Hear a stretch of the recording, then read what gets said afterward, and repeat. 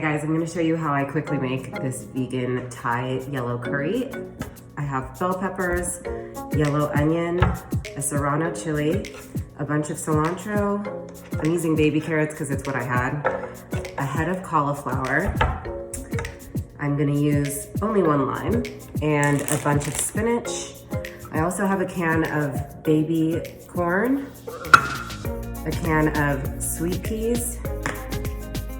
I chose light coconut milk because, you know, wine and such. Some nutritional yeast seasoning that is going to help add that umami flavor that the meat usually provides, but because this is my vegan version, I add this and it's really delicious. Also, always, a couple cloves of garlic. I have like 4 large ones here, and a knob of ginger, such as this.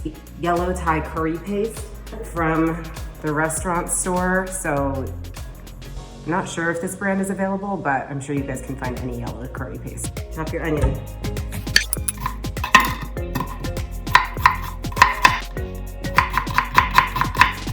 Such as this, I will show you guys.